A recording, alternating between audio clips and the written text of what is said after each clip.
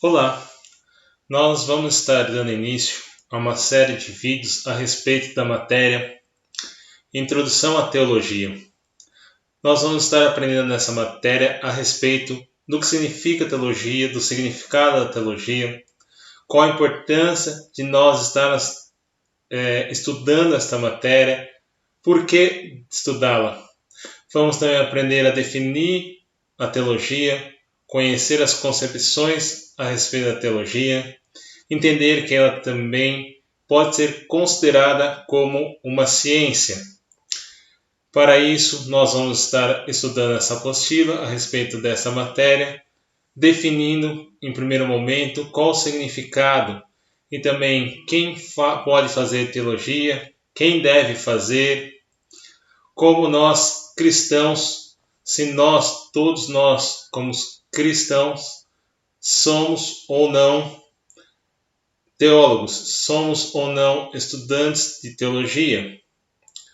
É isso que nós iremos estar aprendendo nessa matéria e quero que você, querido aluno, possa se aprofundar mais a respeito desse assunto, pois a teologia vai nos ajudar a entender muito mais das questões sobre Deus, sobre aquilo que Ele determinou para nós, sobre as coisas que Ele deseja fazer. E para exemplificar a respeito de tudo que nós vamos estar abordando nesse primeiro capítulo dessa matéria, da Introdução à Teologia, preparei alguns slides para a gente começar a entender o que é.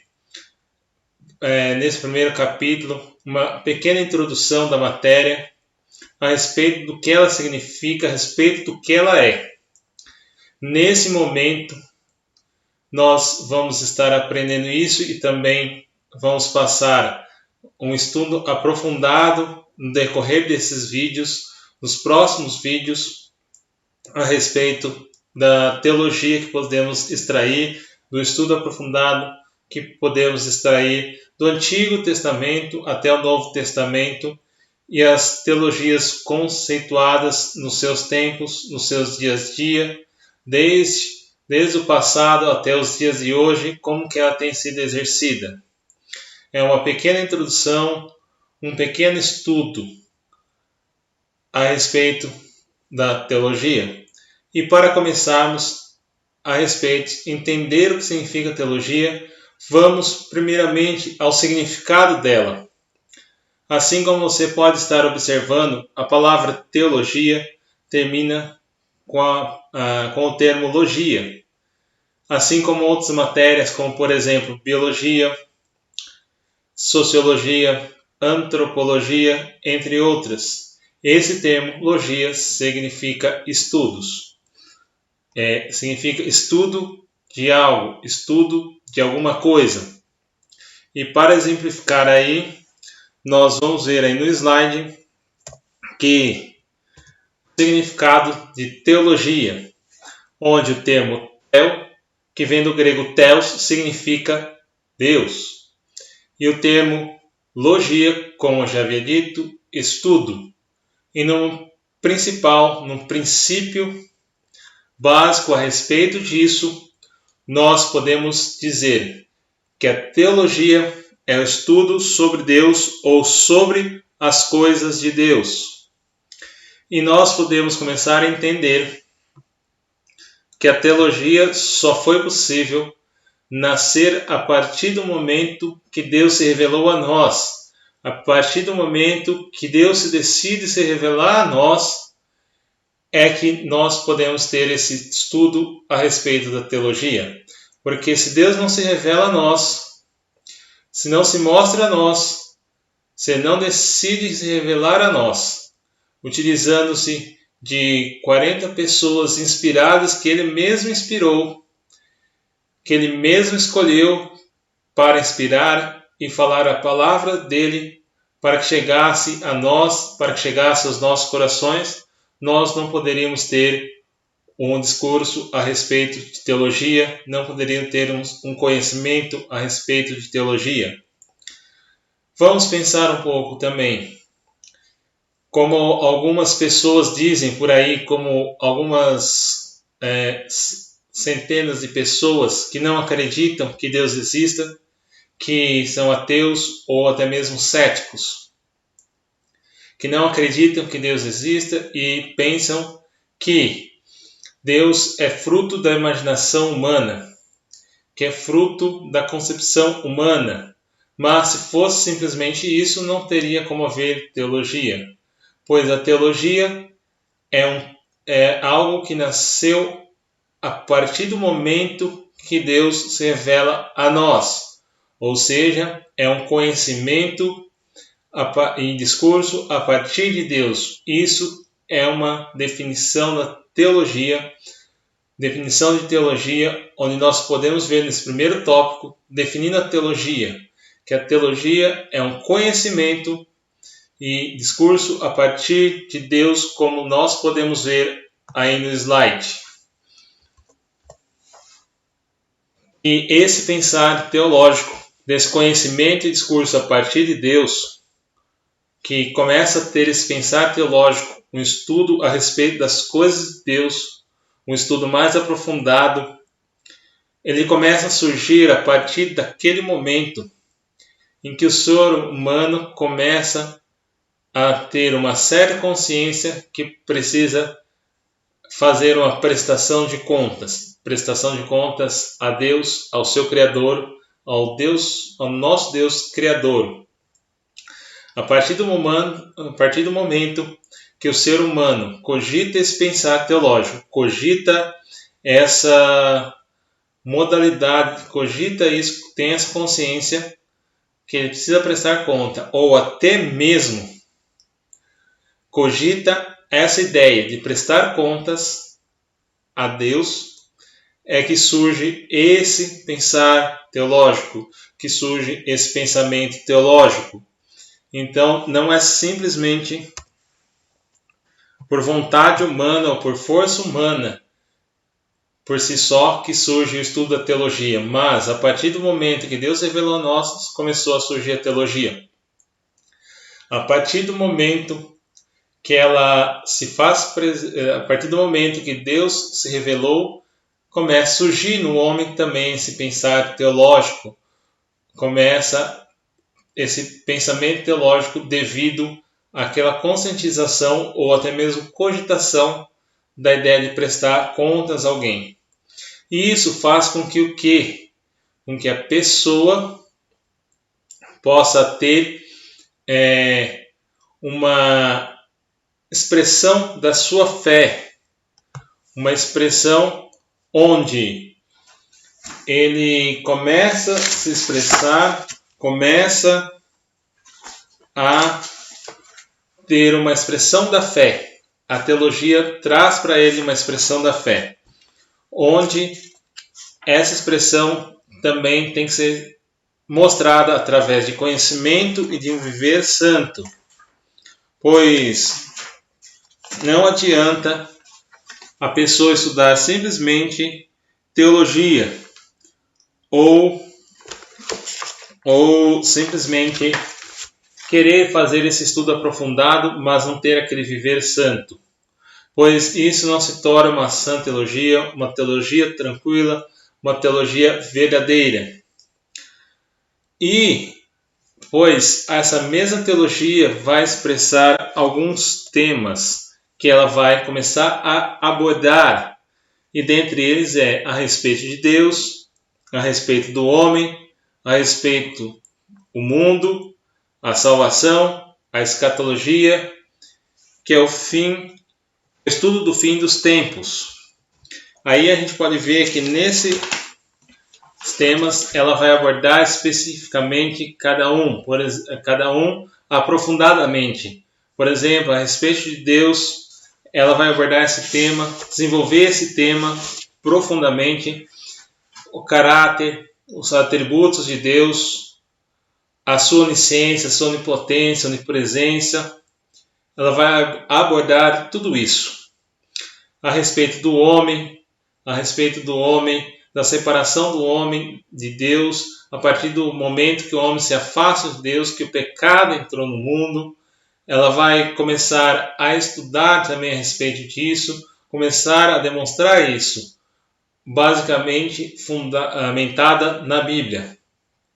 E a partir desse momento é que ela vai desenvolver esse tema a respeito do homem, e depois a respeito do mundo, qual o papel do mundo em relação ao plano de Deus, que Deus tem para com o mundo, também a respeito da salvação, que mostra a história da salvação, que mostra a doutrina da salvação, o que ela faz, o que é necessário para o homem ter a salvação buscando a reconciliação do homem, e também a escatologia, que é o estudo do fim dos tempos.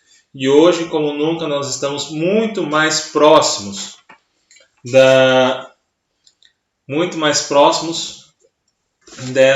do fim dos tempos, pois nós podemos ver cada vez mais os sinais sendo cumpridos no dia a dia,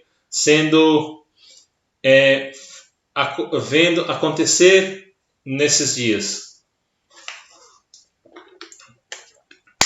E aí nós podemos chegar na seguinte conclusão: se a teologia engloba tudo isso, engloba todos esses estudos, o que ela vai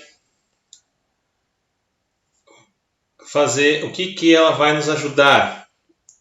E isso vai chegar a uma pergunta que nós podemos fazer: quem pode fazer teologia? Quem deve fazer teologia? Quem que deve fazer essa teologia? Somente aqueles que buscam curso de teologia? Somente aqueles que buscam um curso bíblico, de aprofundamento bíblico? Ou todos? A teologia em si está à disposição de todos. Todos podem buscar esse conhecimento. Por quê? Porque o cristão, a nós cristãos, quem é verdadeiramente cristão, vai ter interesse pela busca do conhecimento, vai querer procurar crescer na graça e no conhecimento, vai querer buscar cada vez mais. Isso é algo inerente a nós, inerente à nossa vida. Nós, como cristãos, temos desejo de buscar um conhecimento maior. Conhecimento para quê? Simplesmente por conhecer? Não. Um conhecimento para nós buscarmos, extrairmos a verdade aplicada no nosso dia a dia. E não somente para ficar conosco, mas também para compartilharmos este conhecimento com outras pessoas, para que assim mais pessoas venham se interessar por Cristo também. Então nós podemos dizer que a pessoa que pega a Bíblia, faz a sua leitura ali naquele texto, procura meditar naquele texto, procura estar buscando cada vez mais a respeito daquele assunto, se aprofundando, está fazendo também teologia. Pois a teologia não é focada somente no estudo da palavra de Deus. Ela precisa ter um equilíbrio entre a palavra com o Espírito Santo. Pois não adianta a pessoa ficar somente no estudo, se aprofundar no estudo e se esquecer completamente do espiritual, da busca do Espírito Santo, da busca de estar fortalecido com o Espírito Santo. É necessário que tenha esse equilíbrio, porque se for somente para o estudo, muitos se parecerão com aquelas pessoas que Paulo combate na carta aos Gálatas, onde muitos daqueles judeus que se converteram queriam fazer que os cristãos fossem circuncidados para que fossem salvos, colocando uma lei que foi abolida na cruz para ser salvo. Assim, se a pessoa fica determinadamente somente naquele estudo e desassocia o Espírito Santo da parte desse estudo, ela incorre nesse erro de achar que certos costumes é essencial para a salvação. E isso acaba levando ela ao erro, acaba levando a ela impor um jugo muito pesado a outras pessoas. Então é necessário que nós tenhamos esse equilíbrio. apesar de o nosso busca ser inerente a nós, pelo conhecimento, precisamos também ter o autor desse conhecimento juntamente com a gente, que é o Espírito Santo, pois ele vai estar nos conduzindo nessa busca teológica, nesse estudo teológico que nós estamos fazendo da leitura da palavra e meditando nela para aprofundarmos cada vez mais nela. Ele vai nos ajudar e nos orientar a respeito disso, pois sem fazer essa associação, sem ter esse equilíbrio, fica uma teologia manca, uma teologia não legal, não muito boa. Então, isso é respondendo quem deve fazer teologia. Nós, como cristãos, somos impelidos pela busca do Espírito Santo, pela busca da palavra de Deus. E nós podemos ver aí uma frase que a Apostila cita, que é: todo cristão é um teólogo, porém nem todo teólogo é um cristão, e nem todo aquele que se intitula teólogo é verdadeiramente um teólogo. Vamos analisar essa frase que foi nos dada, ou seja, todo cristão, como eu expliquei há alguns minutos atrás, que nós, como temos conhecimento inerente a nós cristãos, essa busca pelo conhecimento, pelo crescimento e conhecimento, nos torna teólogos. Porém, nem todo teólogo é cristão. Por quê? Todo aquele que busca a palavra de Deus, que busca o conhecimento, que busca a vontade do Espírito, a vontade ali na palavra de Deus, a vontade de Deus, nem todos aqueles que buscam colocam em prática. Como o Tiago diz, que aquele que não coloca em prática é semelhante ao homem que se olha no espelho e logo se vai. E também como as palavras de Jesus Cristo, onde ele nos diz que aquele que ouve a palavra e não pratica é semelhante ao homem que fundou a casa na areia. Então é esse ponto que ele quer dizer aí, que nem todo teólogo é um cristão. E a última parte, e nem todo que se intitula teólogo é verdadeiramente um teólogo, porque a teologia implica num estudo mais aprofundado, fazer as interpretações corretas, lembrar e levar em consideração o contexto daquilo que está sendo estudado, contexto histórico, o contexto dentro da Bíblia toda, para que não haja contradição, que não crie certas coisas que é contrária à palavra de Deus, que é contrária àquilo que Deus deseja. Então, por isso que se aplica aí, e nem todo que se intitula teólogo é verdadeiramente um teólogo. E, a partir desse momento, surge o quê? Por que surgiu a necessidade da teologia? Qual foi essa necessidade de se estudar, de tentar definir a teologia, o estudo teológico? Qual foi essa necessidade? E isso começou por várias buscas, por respostas a certas questões, as questões que muitas vezes nós até mesmo já fizemos no passado. Questões essas que são: quem sou eu? De onde eu vim? O que há após a morte? Essas perguntas são inerentes à humanidade, foram inerentes por muitos tempos, vários tempos, desde os tempos antigos, como nós podemos estudar na história, que vários filósofos tentaram responder essas perguntas: quem sou eu? De onde eu vim? O que é após a morte?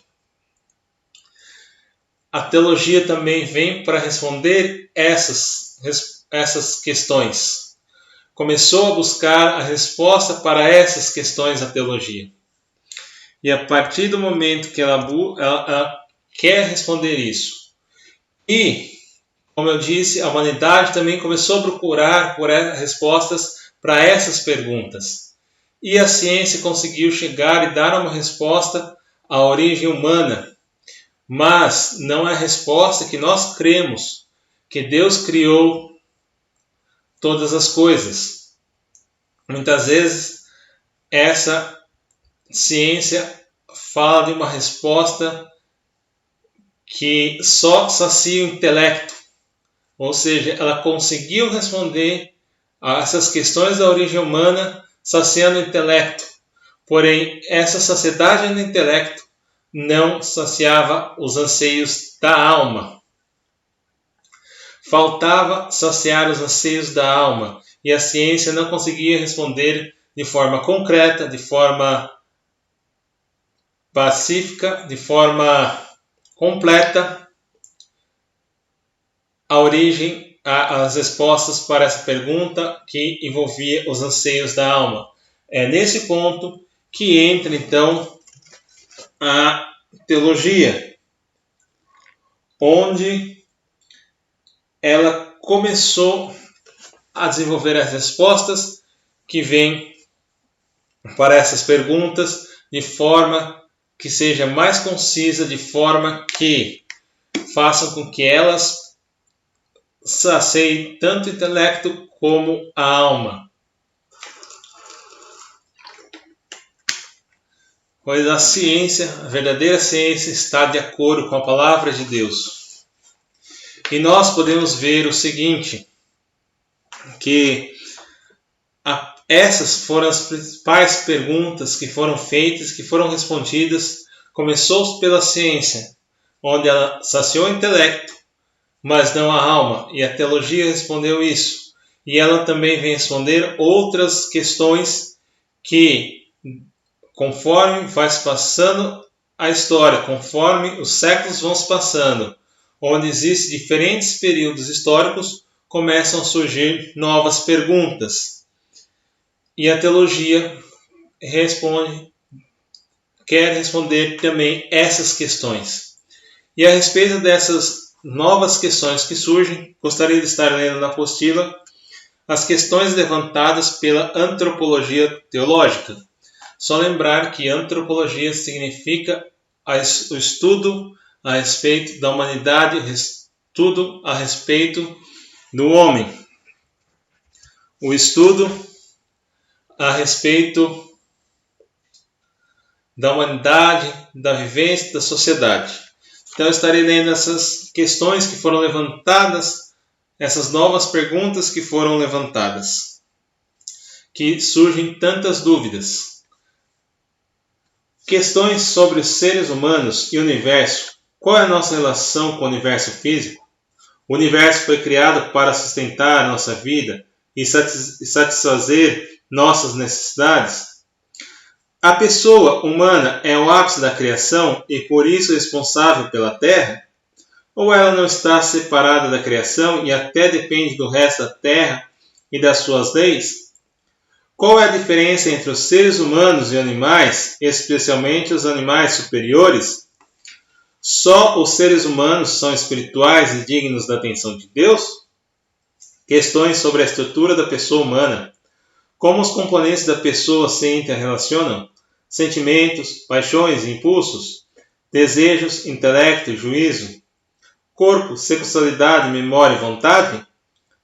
Há uma ordem de precedência entre esses componentes? Será uma parte mais divina, mais imagem de Deus que outra? Será que a pessoa humana é seus atos? Há uma pessoa humana normativa? Há uma essência inefável, espiritual, inerente à pessoa que serve de base aos seus demais componentes? Questões sobre a motivação humana. Em última instância, as pessoas são movidas pelo egoísmo, por paixões e desejos? Elas são motivadas intrinsecamente livres ou são coagidas por questões extrínsecas? Quando agimos com malícia, por que agimos assim? Esse comportamento é inevitável. Até que ponto somos responsáveis? Questões sobre a missão da pessoa. Qual é a missão do ser humano? Buscar prazer? Dar amor?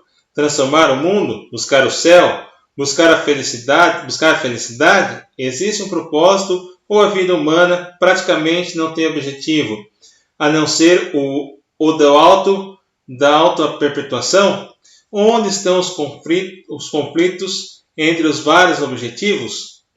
Questões sobre o agir humano, o que é um ato humano em contraste com a função biológica? Atividades como criatividade, trabalho, ritual, narração de histórias, mandar, imaginar, prover e acasalar, nos dizem alguma coisa sobre a natureza da pessoa? Questões sobre o tempo e a história. O tempo determina para nós quando morremos, de modo que essa vida é tudo que existe? As vidas e ações humanas individuais têm algum valor último e significativo? Ou apenas fazemos sentido para as poucas pessoas que nos conhecem e para as ainda menos numerosas que nos amam? Existe algum progresso na história humana? Isso é, estamos evoluindo de modo a nos tornarmos melhores como raça? Ou será a história em si uma repetição sem propósito? Questões sobre Deus sugeridas por questões sobre pessoa. Deus é uma pessoa? Pessoal? Podemos fazer alguma afirmação sobre Deus com base no que estamos afirmando sobre o mundo? O ser humano pode conhecer a Deus? Como? Podemos agir com base no que conhecemos? Deus tem um plano para cada pessoa? Que diferença faz a existência de Jesus de Nazaré para qualquer dos outros conjuntos de questões? Então, nós podemos ver aí que, com o passar da história, surgiram essas novas questões que muitas vezes aqueles que são ditos sábios no mundo acabam ficando loucos ao tentar responder todas essas questões. Prestar atenção que na leitura, só de a gente ver todas as questões, parece uma loucura a gente tentar responder ela. Mas só é possível responder essas questões, só vamos saciar essas questões quando nós estamos em contato com Deus. Pois como diz lá em Deuteronômio 28:28, as coisas descobertas são para nós, mas as coisas encobertas para Deus, e nós não precisamos nos aprofundar a respeito disso e nessas questões que muitas vezes são polêmicas. Mas devemos nos saciar com a vontade de Deus, com aquilo que Ele tem preparado para cada um de nós. Dessa forma, nós vamos estar entendendo que a teologia vem como uma ferramenta para nos auxiliar, como uma ferramenta para nos ajudar a desenvolver no nosso crescimento espiritual, no nosso crescimento do dia a dia. Pois a partir do momento que nós nos aprofundamos no estudo da teologia, nos aprofundamos nesse conhecimento, nós vamos ter um maior contato com Deus, conhecendo Ele melhor, conhecendo a respeito dele. Pois a partir do momento que Ele se revelou a nós através da sua palavra, nós podemos ter um conhecimento maior a respeito dele. Isso é o estudo de teologia e não vai nos deixar louco tentando responder essas questões. Como Paulo disse, aconselhando Timóteo, para não perder tempo com certas questões que não trariam edificações muitas vezes, que não traria edificação para si próprio e nem mesmo para o corpo de Cristo. Essas é as questões que surgem durante esse período histórico que deixam muitas pessoas ditas sábias, loucas. E também faz com que o quê? Que a teologia, quando nós estudamos buscando, ela se torna também como ciência. Como nós podemos ver aí no slide, peço perdão, não é teologia com ciência, mas teologia como ciência. Está errado, é teologia como ciência. E a ciência defende o quê? A ciência é um conjunto de conhecimentos fundados sobre princípios certos. O que isso significa? O que significa a ciência em si, nessa definição simples a respeito dela, que é o conjunto de conhecimentos fundados sobre princípios certos? a ciência procura estudar não simplesmente com teorias, mas com comprovações, onde a ciência pega e faz experimentos para comprovar certa teoria que uma pessoa começou a desenvolver, começou a fazer. A partir desse momento que ela começou a fazer isso, começou a estudar a respeito de um assunto, de um determinado assunto, ela escreve uma teoria e vai comprovar isso para que ela vire esse conjunto, que vire esse fundamento.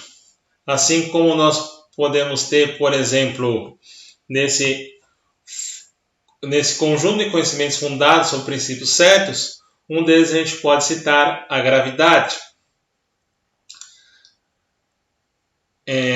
A lei da ação-reação, entre outras. Isso é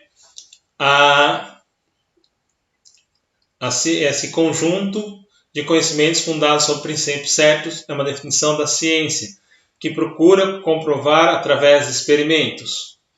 E por causa disso, muitos cientistas não creem na existência de Deus simplesmente por não provar.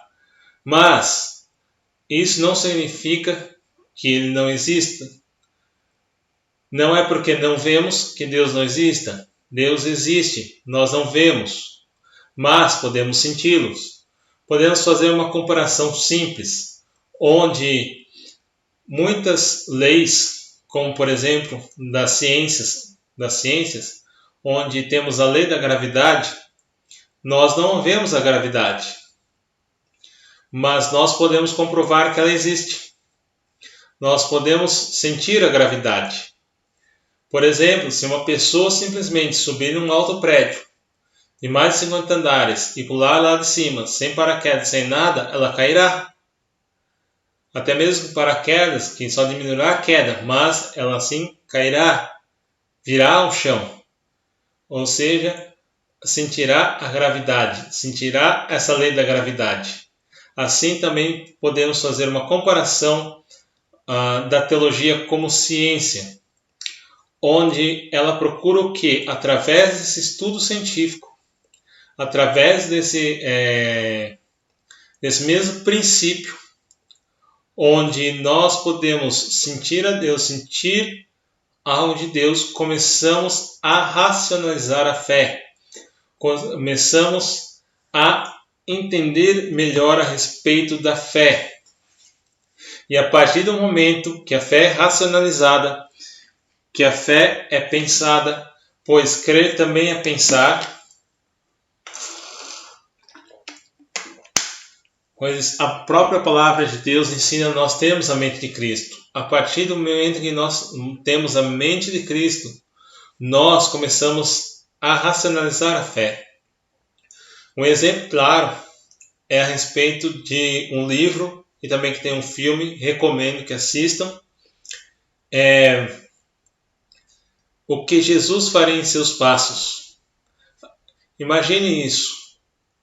Você está estudando algo ou passando por uma situação e você começaria a pensar a respeito disso.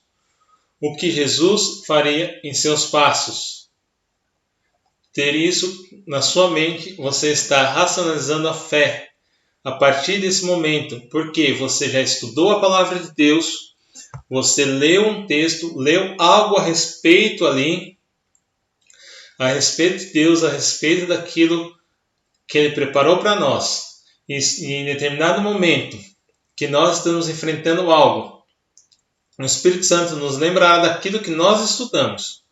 E nesse momento o Espírito Santo estará nos ajudando a racionalizar a fé para colocarmos em prática. E assim também fluiu a partir desse momento, quando começaram a pensar teológico lá atrás, lá na Idade Média, quando começaram a fazer esse estudo, começou a surgir a declaração de fé. E uma delas que podemos dizer é a justificação pela fé, onde nós somos salvos pela fé, pela graça de Deus por meio da fé. Foi dali que ele, através dessa racionalização da fé, foi que Deus foi que surgiu a declaração da fé. E assim nós começamos a declarar a nossa fé no nosso viver. A partir do momento desse estudo, começa a racionalizar, a teologia faz sentido, é como ciência. E assim como as demais matérias, ela também tem certas características que fazem da teologia uma matéria que é como ciência também. E quais são esses pontos? Esses pontos são esses traços, aliás, de ciência que a teologia possui o que? A criticidade, sistematicidade, dinamicidade.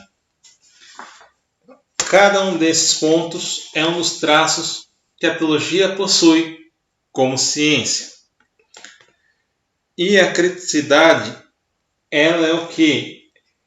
É um saber que opera sobre mim. É um saber que opera sobre si mesmo. Que é consciente de seus procedimentos e de suas limitações, tendo como uma de suas tarefas discriminar a doutrina daquilo que é crença popular e opinião teológica. Crenças são expressões teológicas da fé cristã que podem ou não ser ensinamentos oficiais da Igreja.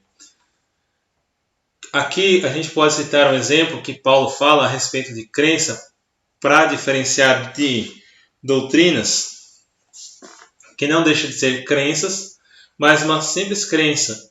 É como Paulo fala lá, que um acredita que pode comer de tudo e o outro não. Depois eu colocarei aqui embaixo a passagem a respeito disso, para que vocês entendam melhor a respeito dessa definição de crença, que são a opinião pessoal, uma opinião do autor, que não é ensinamento oficial da igreja ou não. E também temos a doutrina, que são crenças que se tornam ensinamentos oficiais, em geral por serem enunciadas com a autoridade da igreja, como por exemplo num concílio. Como eu já disse, um exemplo disso que é uma doutrina, que é uma crença que nós cremos, é a justificação pela fé. Isso é um exemplo de doutrina.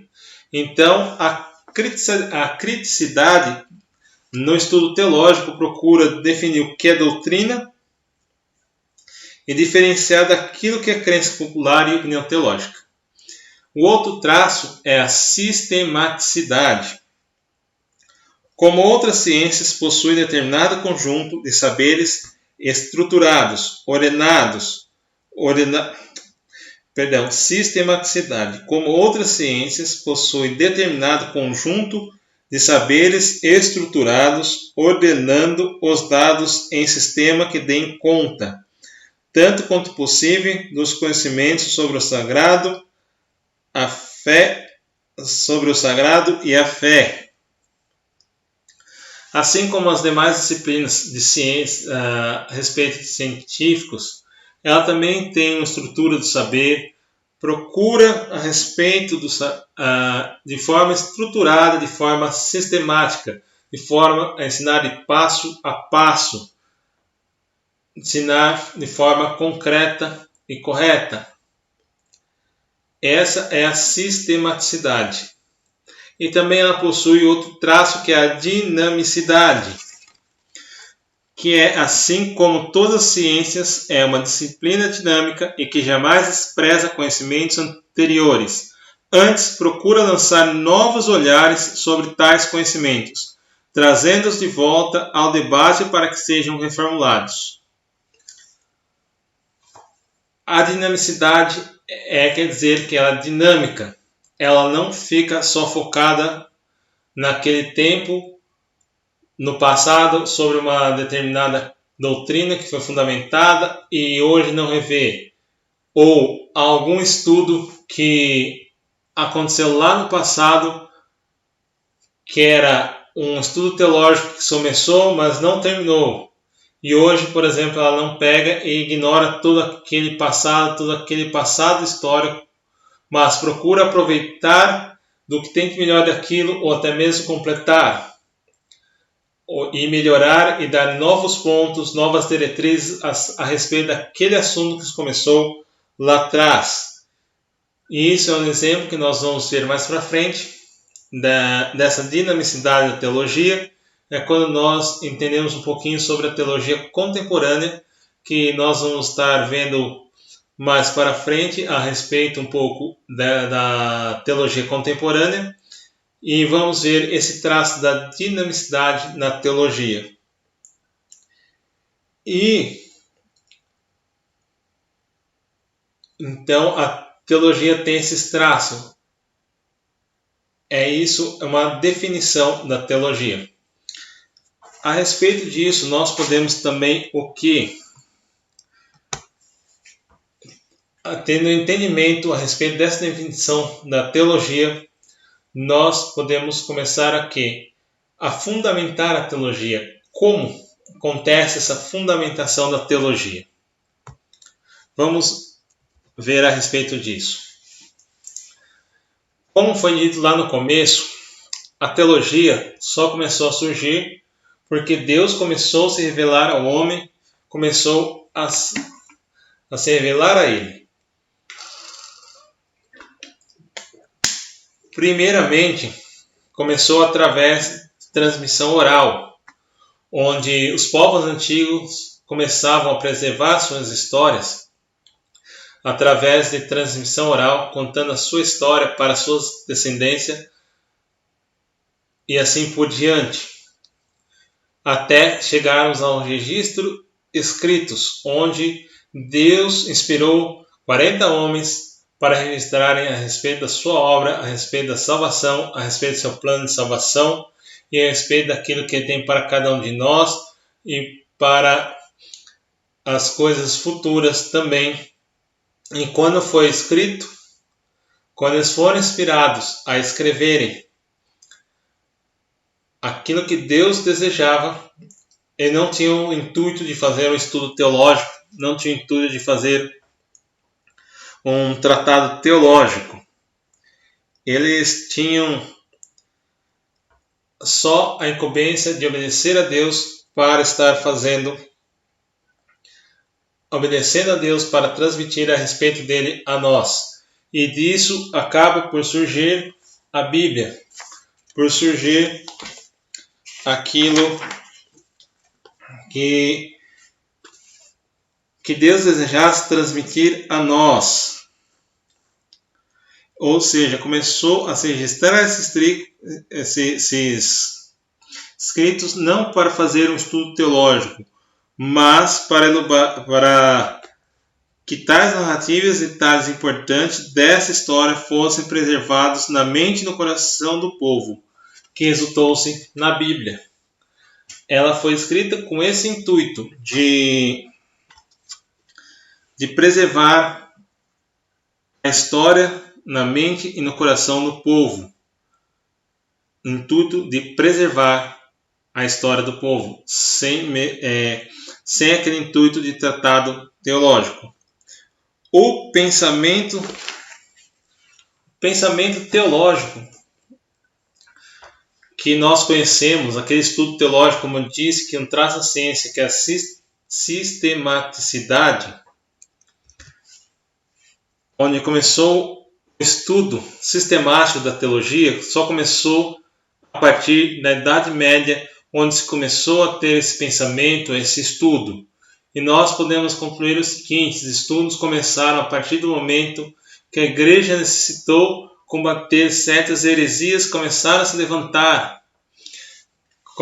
se levantar contra a igreja. Então, a partir desse momento é que houve o estudo sistemático da teologia. A partir desse momento é que houve esse estudo sistematicamente de teologia, esse pensamento teológico, um estudo mais aprofundado. E nesse fundamento da teologia, obviamente, a Bíblia tem um papel muito importante nesse fato, no fato do estudo teológico, pois a teologia não pode ter um estudo fora da Bíblia, mas precisa ter um fundamento importante com a Bíblia. Porque a Bíblia traz para nós a história da salvação. Podemos resumir que a Bíblia é a história da salvação, onde nós podemos ver que pode ser distinguido nessa história da salvação 3 elementos comuns que nós podemos observar tanto no Antigo Testamento como no Novo Testamento. E esses 3 elementos são: Deus traz a salvação, mediador do conserto. Deus mandando seu único Filho, Jesus Cristo, para que nós fôssemos salvos, fazendo o único sacrifício de uma vez por todas por nós lá na cruz, para que nós tivéssemos a salvação. Então, Deus é o Salvador do seu povo, é Ele quem confirma seu conceito de misericórdia através de Jesus Cristo. Também o meio da salvação, a base do conceito, que é a graça de Deus. Porque a graça significa favor imerecido.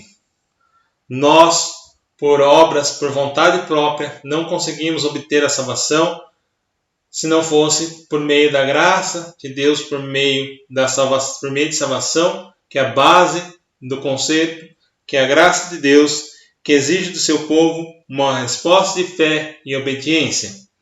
E também os herdeiros da salvação, o povo do concerto, que somos nós, são o Israel de Deus, a igreja de Deus, nós somos os herdeiros da salvação, o povo do concerto. E, como eu disse, a Bíblia tem esse papel importante no fundamentos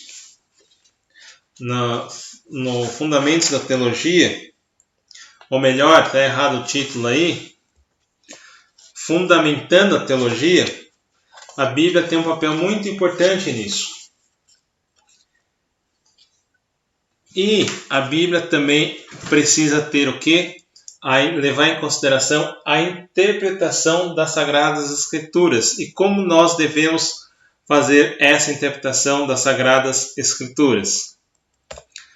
Primeiramente, que nós precisamos lembrar que a Bíblia se interpreta a si mesmo. Ela interpreta a si mesmo. E quando uma passagem das Escrituras tem um sentido literal, e quando esse sentido literal das Escrituras fizer sentido, não devemos procurar outro sentido para elas. Podemos dar uns exemplos. Como exemplo, Romanos 5,8. Mas Deus prova o seu amor para conosco em que Cristo morreu por nós, sendo nós ainda pecadores. Outro exemplo é Mateus. Então dirá também aos que estiverem à sua esquerda: apartai-vos de mim, malditos, para o fogo eterno preparado para o diabo e seus anjos. Nós podemos ver nessas duas passagens que nós acabamos de ler o quê? Que ela tem um sentido literal, ela não tem um sentido figurado, não tem um sentido complexo de se entender, ela é literal. O primeiro fala a respeito da salvação por meio da fé, e o outro fala a respeito daqueles que desobedecerem a Cristo, que desobedecerem a Deus, o destino deles será terrível. Outro exemplo também que nós podemos ter a respeito disso, que quando nós estivermos interpretando a Bíblia, não dar outro sentido naquilo que tem sentido realmente literal, naquilo que ele está dizendo, na primeira carta aos Romanos, na carta aos Romanos, no primeiro capítulo, onde ele diz da seguinte forma, onde ele começa a mostrar onde as pessoas deixaram de seguir a Deus e Deus entregou os homens nas suas próprias consciências, onde a gente vê ali que Paulo declara homens se deitando com homens, mulheres com mulheres, deixando o uso natural. Ali nós vemos que é um sentido literal que Paulo está dando a respeito daquilo que ele fala no fim do primeiro capítulo de Romanos, que aqueles que praticam tais coisas ou que simpatizam com eles, com essas práticas, não herdarão o reino dos céus. Muitas pessoas hoje procuram tentar dar um outro sentido a essa passagem, um outro sentido além do literal, querendo adequar ao seu ponto de vista. Então, quando nós estivermos interpretando a Bíblia, quando nós estivermos estudando a Bíblia e fazendo a interpretação daquilo que Deus quer nos dizer, e nós depararmos quando o sentido literal das Escrituras fizer sentido, nós não devemos procurar outro sentido para elas. Não devemos adequar esse texto ao nosso ponto de vista, como eu dei esse exemplo do capítulo 1 de Romanos, onde muitas pessoas procuram fazer uma adaptação a respeito do entendimento daquilo para trazer um ponto de vista para tentar agradar mais aos homens, do que a Deus. E também outro ponto que nós podemos ver lá em 1 Coríntios, como outras passagens também, onde Paulo escreve que aqueles que praticam lascívia, adultérios, porfias, luxúria, entre outros, aqueles que praticam as obras da carne, não herdarão o reino dos céus. E não adianta a pessoa querer justificar o seu erro, não adianta a pessoa querer adaptar ao seu ponto de vista, porque o que acontece muitas vezes hoje também é que é mais confortável a pessoa adequar o versículo ao seu ponto de vista do que largar aquele erro, do que largar o pecado.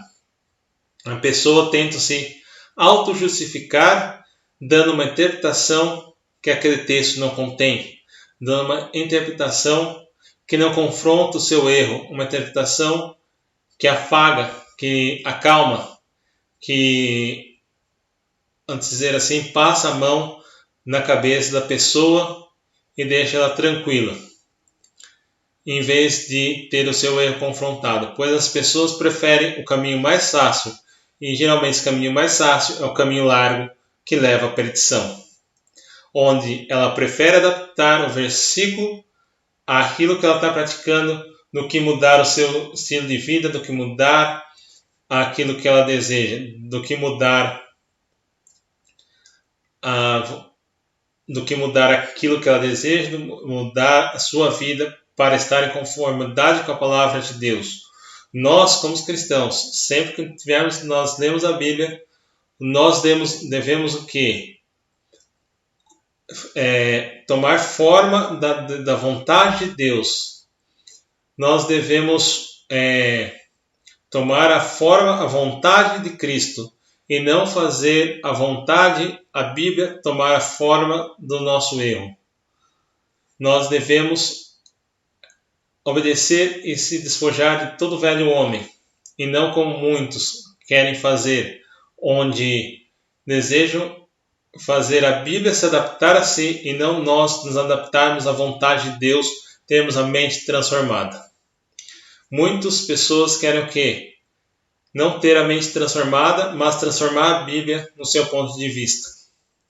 E isso que devemos ter cuidado. Então, ou seja, quando a Bíblia tiver um sentido literal, no versículo que está lendo, no texto que está lendo, não devemos dar e faz sentido. Se tem um sentido literal e faz sentido, nós não devemos dar outro sentido ou outra coisa que venha se adaptar ao nosso ponto de vista. Outro ponto importante também a respeito é que quando nós estamos estudando a palavra de Deus, nós devemos levar em consideração o contexto. Quais contexto? Se nós estamos lendo uma parte de um versículo Como, por exemplo, nós podemos ter aí versículo tal, parte B ou parte C. Então, quando nós formos estudar aquele versículo, nós temos que levar em consideração o contexto dele dentro do versículo todo, esse versículo dentro do capítulo e o capítulo dentro de toda a Bíblia. Melhor, o capítulo, primeiramente, dentro do livro ao qual ele está, e o livro dentro de toda a Bíblia. E não só esse contexto devemos levar em conta, mas também o contexto em relação histórico, o contexto em relação a períodos históricos, para não cometermos heresias, para não cometermos erros, nos quais que muitas vezes determinadas instruções foi dado a um certo tempo por causa daquele contexto histórico e hoje não se aplica mais. Um exemplo disso é a respeito que Paulo fala lá em Coríntios para as mulheres usarem véus. Mas se estudarmos profundamente a respeito desse versículo, que Paulo recomenda que as mulheres usassem véus, nós começamos a estudar a respeito da cidade de Corinto, onde era uma cidade portuária, onde era uma cidade que tinha uma casa de prostituição para os marinheiros, vamos dizer assim, para os navegantes que chegavam ao porto e tinha lá a casa de prostituição. E muitas dessas prostitutas, que eram muitas vezes prostitutas cultuais, que adoravam deuses, que se convertiam, e elas tinham a cabeça raspada. E Paulo recomendou o uso do véu para que diferenciasse daquelas que não eram convertidas, para que mostrasse, de certa forma, para a sociedade uma mudança de vida. E isso foi em contexto histórico para lá. Nós não podemos pegar essa parte do contexto histórico e criar uma doutrina em cima disso. É isso que nós devemos levar em consideração no contexto ao estudo da palavra de Deus, assim como nós também podemos ver, por exemplo, pegando esse exemplo aí, a gente vai ver que lá atrás, no Antigo Testamento, principalmente na história de Judá e Tamar, se vocês prestarem atenção, as prostitutas usavam véus. E agora em Corinto, as prostitutas não usavam véu, raspavam a cabeça. Então, isso que nós temos que levar em consideração, esse contexto. Pois nós vemos que esse contexto do Novo Testamento, onde Paulo recomendou o uso do véu, não tem um respaldo em outras partes da Bíblia que possam se fazer uma doutrina a respeito disso. E isso é levar em consideração o contexto histórico da Bíblia. Então, aí nós conseguimos, a partir desse momento, fundamentando a teologia começa a ser fundamentada a partir do momento que tem-se a Bíblia como um principal fundamento a respeito disso. Ela está fundamentada na Bíblia. Precisa ser fundamentada na Bíblia. E aí também nós podemos ter aqui umas certas concepções teológicas. E nós vamos ver 3 concepções teológicas. Porque o estudo da teologia que nós estamos fazendo aqui nesse vídeo está fundamentado na Bíblia. Mas tem outras concepções teológicas, aliás, ela está fundamentada na Bíblia e nós vamos entender essas concepções teológicas, onde a primeira é o teocentrismo, temos o monoteísmo e o politeísmo. O teocentrismo, a gente pode dizer que ele é fundamentalmente bíblico. Ele é fundamentalmente bíblico. É Deus se revelando a nós. É o próprio Deus se apresentando a nós. Ele se apresenta a nós como Deus da salvação, como Deus de redenção, como abrigo, como justiça, como Deus presente. Então, esse é o teocentrismo. Teo, que vem de Deus, e centrismo, centro. Deus como centro de tudo. Então, por isso que ele é fundamentalmente bíblico. Deus é o centro de todas as coisas, o centro de tudo. E o outro é o monoteísmo, que caracteriza um sistema religioso que admite um só Deus. Pode ser dividido em dois: monoteísmo explícito, no qual se presta culto efetivo e público a Deus; implícito, no qual falta esse culto público. Deus não é cultuado, mas está presente de alguma forma na crença religiosa. Nós podemos entender que o monoteísmo é essencialmente bíblico, pois a própria Bíblia nos exorta a adorarmos ao único Deus. Como diz lá em Êxodo 20, versículo 3, não terás outros deuses diante de mim. Deus é o único Deus que nós devemos adorar. Por isso que ele é essencialmente bíblico. Então nós podemos concluir que todo cristão é monoteísta, pois crê nesse mandamento de Êxodo 20, versículo 3. Não terás outros deuses diante de mim. Só um único Deus. Só que esse mandamento que nós temos de adorar um único Deus, de adorar uma única divindade, um único Senhor, ela pode tomar uma proporção errada, ter uma distorção errada, pois a pessoa pode adorar um outro Deus que não é o Deus verdadeiro, e não vários deuses, mas um único Deus. Adorar um Deus só. Que mono quer dizer único, um, e teísmo, Deus, que vem de teos, Deus, por isso monoteísmo. E essa distorção pode acontecer de a pessoa não adorar o Deus verdadeiro, o Criador dos céus e da terra, mas criar uma divindade única, distorcer esse mandamento e adorar um objeto, por exemplo. A partir do momento que a pessoa está adorando um único objeto, ela também é monoteísta, porém há uma distorção do mandamento.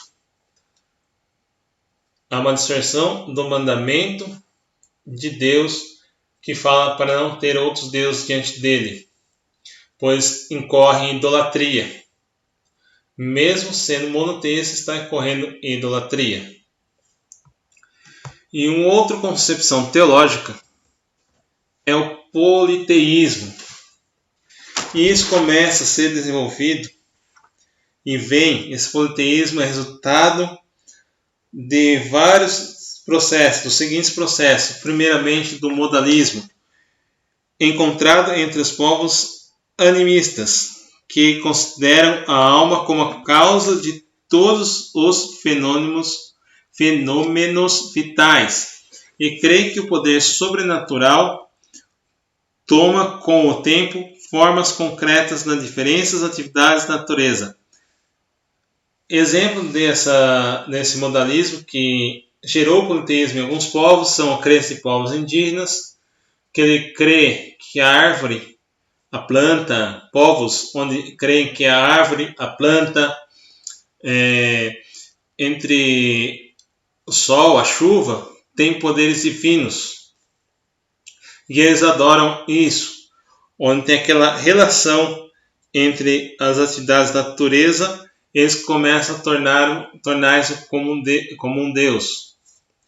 E também, entre outros, como o Shintoísmo, que é uma religião tradicional do Japão, e o totem que é adorado por algumas tribos indígenas, principalmente australianas, onde esse totem é representado numa figura grande,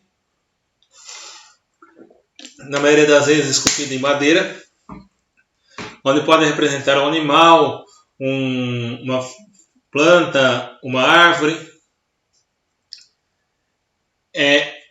Esse é um tipo de politeísmo que se desenvolveu a partir do modalismo.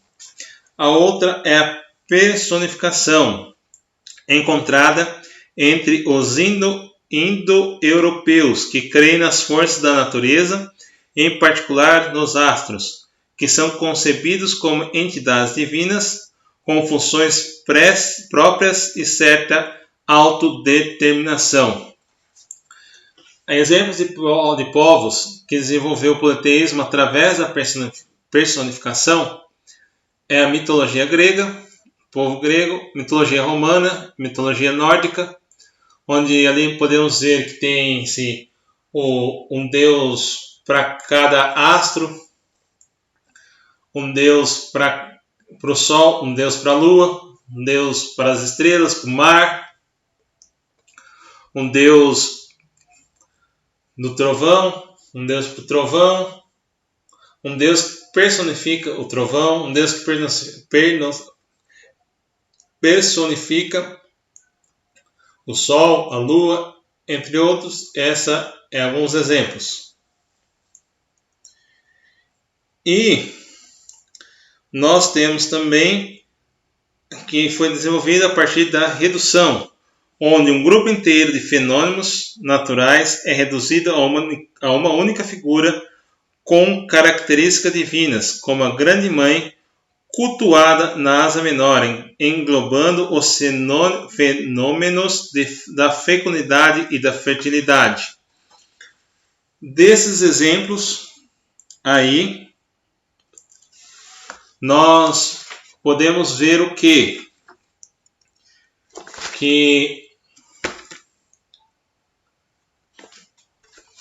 Nós podemos ver que nesse último aí, a crença na Grande Mãe, aqueles que falam da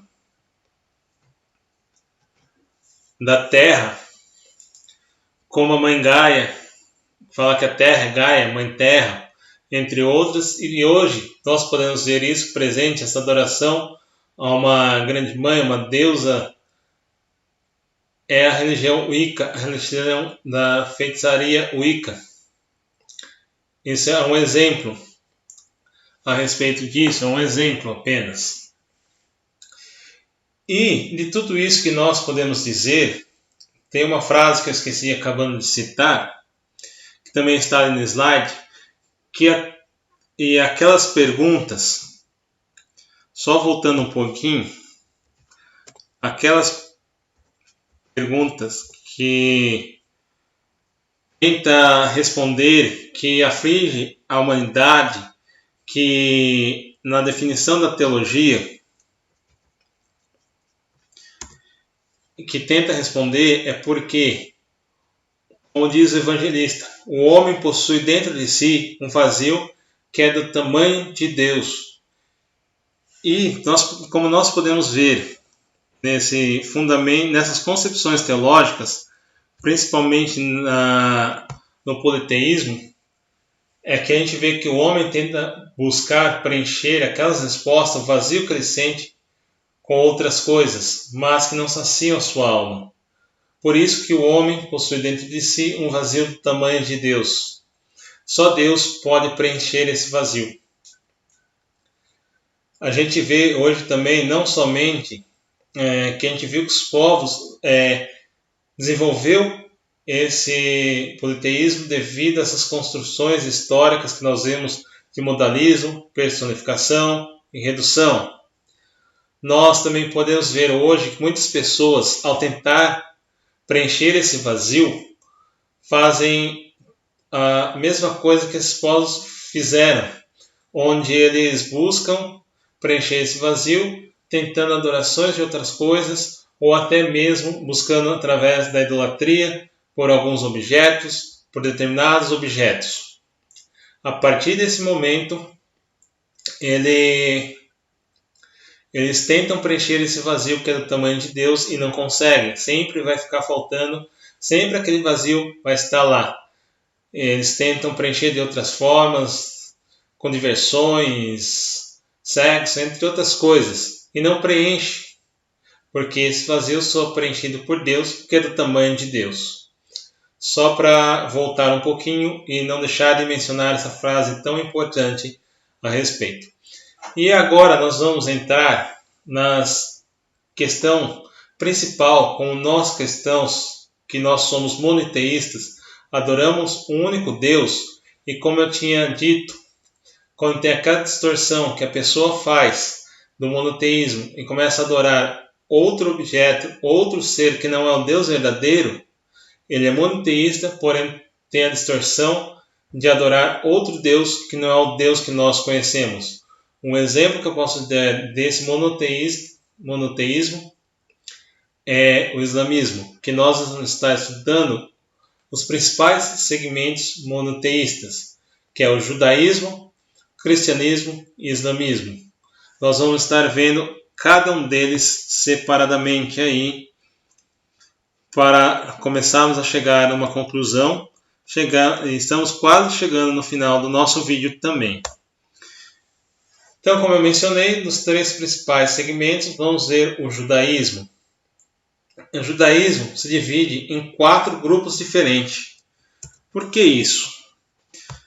Muitas vezes, quando se fala judaísmo, a gente vai pensar que é aquela mesa que o povo de Israel praticava, que nós vemos no Antigo Testamento.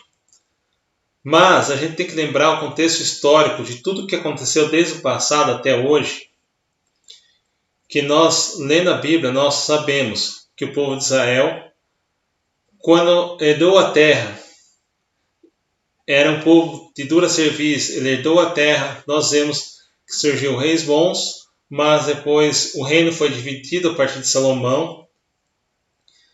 A partir do reinado de Salomão, no fim do reinado de Salomão, que foi dividido o reino entre o reino de Judá e o reino de Israel, nós vemos através da Bíblia que teve reis que obedeciam a Deus, reis que desobedeciam, reis que obedeciam, reis que desobedeciam. Até que Deus pega o povo dele e dispersa entre os povos.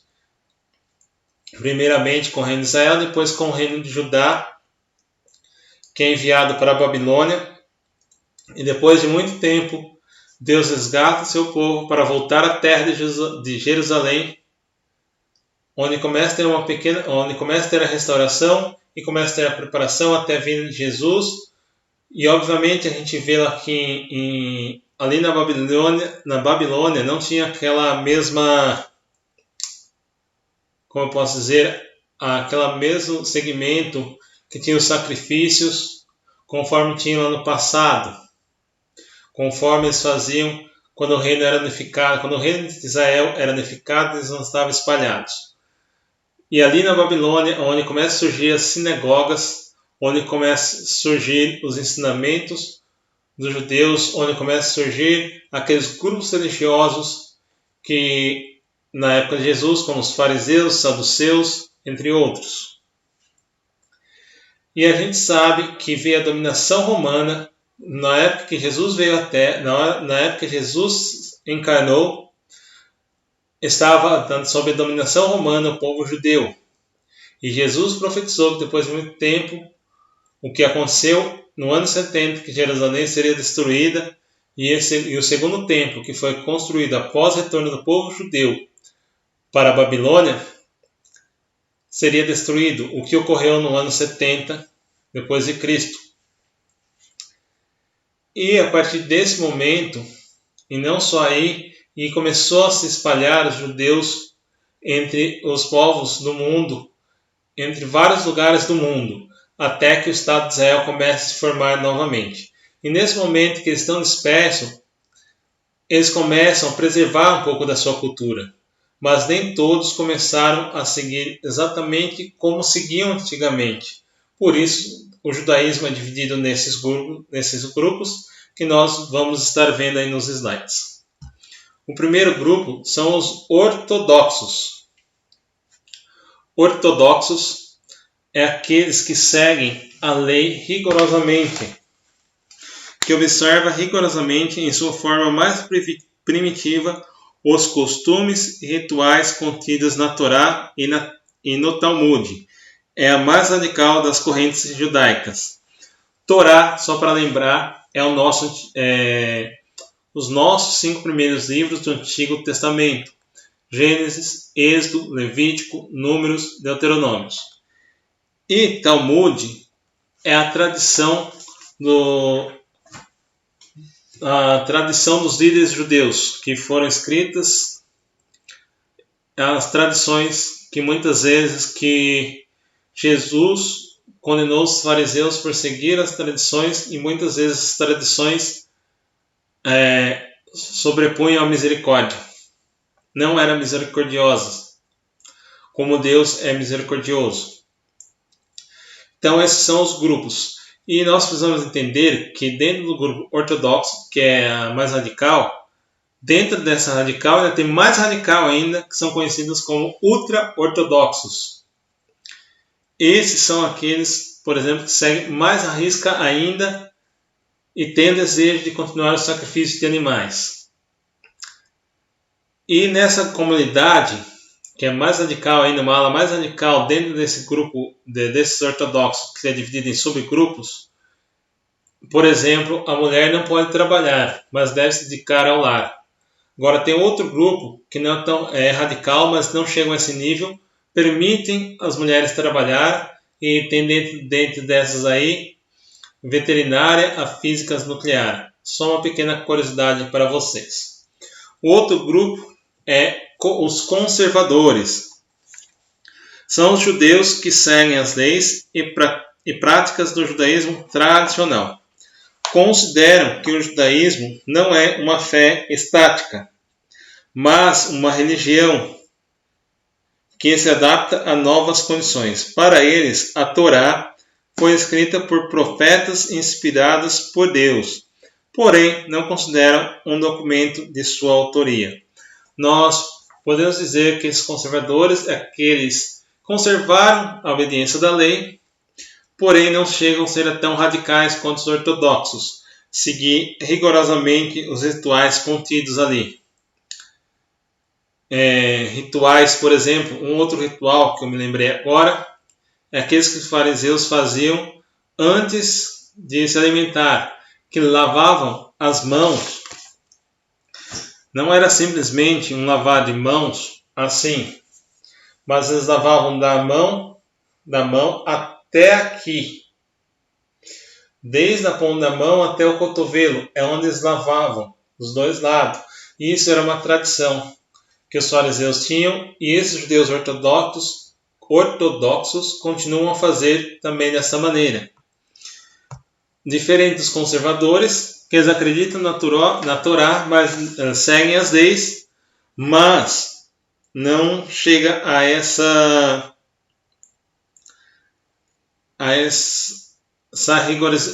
ser rigorosos. Eles, como dito, eles acreditam que a Torá foi inspirada por Deus, porém que ele não seja o autor da mesma. Então, ou seja, eles entendem que a fé deles não é estática, mas pode ser adaptada às novas condições. E entre esses conservadores ortodoxos que seguem a lei, um outro exemplo também dos ortodoxos é que eles seguem à risca também a alimentação de Levítico. Como eles não comem carne de porco, frutos do mar, entre outros, as relações que estão lá em Levíticos, eles seguem isso à risca. O outro grupo aí é os reformadores. São os judeus que rejeitam a visão de que a lei judaica deve ser seguida pelo indivíduo de forma obrigatória, afirmando a soberania individual sobre o que observar. É um movimento que defende a introdução de novos conceitos e ideias nas práticas judaicas com o fim de adaptá-las ao momento atual. Isso aqui nós podemos dizer que são aqueles que são mais brandos com a lei, não seguem totalmente à risca, mas que pode ser adaptada conforme o tempo que estão vivendo, conforme o momento atual. E tem o último grupo aí que nós podemos ver, é reconstrucionistas. Esse grupo de judeus é a mais recente denominação do judaísmo, fundada pelo rabino Mordecai Kaplan em 1922, nos Estados Unidos. Dois de seus princípios são uma atitude positiva para com a cultura moderna, a rejeição da crença de que os judeus sejam um povo escolhido, bem como a rejeição de todos os milagres e do teísmo. A semelhança do judaísmo reformista, não considera que a lei judaica deve ser suprema, mas considera que as práticas individuais devem ser tomadas no contexto de conhecimento comum. Essa é um dos segmentos monoteísta, o judaísmo, que é dividido nesses quatro grupos. O outro segmento é o cristianismo. O cristianismo, que é dividido em três grupos, em três ramificações, vamos dizer assim, não grupos, mas ramificações, que é o catolicismo romano, ortodoxia oriental, catolicismo ortodoxo e o protestantismo. O catolicismo romano é aquele que nós conhecemos, que tem o seu foco no Vaticano, em Roma, e dali se difunde, sendo, de modo geral, dominante na Europa Central e Meridional, na Irlanda e América do Sul. Nós temos o catolicismo ortodoxo, ou ortodoxia oriental, que é onde aconteceu a ruptura entre o catolicismo romano e esse catolicismo. Pois, a partir do momento que nós estivermos estudando a história da igreja, quando nós estamos estudando a respeito um pouco da história da igreja, nós vamos ver que lá no começo, lá no passado, a igreja era uma só. Não tinha essa divisão entre esses três ramos. Não tinha essa divisão desses três aí. Mas a igreja era uma só e era única e sofria muita perseguição do Império Romano. Sofria muita dessa perseguição do Império Romano. E a partir do momento que ela sofria, e sofreu até o ano 313, a partir do momento que Constantino começou a reconhecer que o catolicismo, que a religião, que o cristianismo passou a ser uma religião do Império. Aí, a partir desse momento, começa a reconhecer. E com o passar dos anos, quando o Império Romano começou a se ruir, devido também a questões políticas, houve também a divisão da igreja de Roma com as demais igrejas do Oriente. Também não só por questão política, mas por questão geográfica, que acabou havendo um rompimento entre a igreja do Ocidente, representada por Roma, e essa igreja do Oriente, que é essa conhecida como igreja ortodoxa. Ela tem certas semelhanças com alguns rituais católicos romanos, porém alguma diferenciação uma das principais diferenciações é que ela não possui imagens, exemplificando, para dar uma diferenciação para que vocês possam ter um pequeno entendimento a respeito dessa diferenciação entre catolicismo romano e catolicismo ortodoxo. E essa é uma das divisões das ramificações. E esse ortodoxia oriental tem sua maior área de influência na Grécia, nos países eslavos e naquelas que formavam a ex-União Soviética. E depois que houve essa separação entre o catolicismo romano e o catolicismo ortodoxo, mais para frente, começando com Martinho Lutero, é que foi necessário a reforma protestante, onde desde o protestantismo surgiu os seguintes rumos: batista, luterano, calvinista, anglicano, que por sua vez se subdivide em outros. O protestantismo, que se dividiu dali, e a palavra pôde chegar até nós. E ele é dominante onde? No norte da Europa, na Inglaterra, na Escócia e na América do Norte. E o último segmento aí é o monoteísta, é o islamismo. Só uma coisinha a respeito entre protestantismo e o judaísmo, e uma semelhança entre esses três é que todos os três têm um livro sagrado. No judaísmo, eles têm a Bíblia hebraica, que corresponde a nós somente ao Antigo Testamento, porque os judeus não acreditam que Jesus é o Messias, mas acreditam que apenas foi um profeta e por isso rejeitam o Novo Testamento. Essa é a única diferença entre o judaísmo e o cristianismo em relação entre os escritos sagrados. E essas duas, tanto o Antigo Testamento nosso como a Bíblia hebraica, que é o Antigo Testamento nosso, eles não reivindicam auto-autoridade a si. Não se definiu... Se define entre aspas, mas não foi só reivindicando própria autoridade, mas também houve decisões externas por pessoas inspiradas por Deus para decidir quais livros deveriam entrar ou não na Bíblia, quais ou não deveriam fazer parte da Bíblia. Quais deveriam ou não deveriam fazer parte da Bíblia. Então, por isso que foi necessário não se reivindica uma auto-autoridade somente ela, mas tem a decisão, as regras externas para definir o que deveria entrar ou não na Bíblia. Agora, o islamismo é o único que se autodeclara como sagrado sem ter uma interferência externa, sem ter uma decisão do que deveria fazer parte do Corão ou não. E é a única dos escritos sagrados que reivindica autoridade para si mesmo. Então, o islamismo, aí vendo o último segmento monoteísta, a fundação dele é em 622 d.C., fundado por Maomé. O livro sagrado, como eu disse, é o Corão.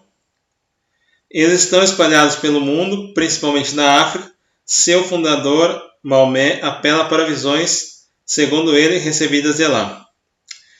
E ele era analfabeto, por isso foram seus secretários que escreveram o Corão, composto de 114 capítulos.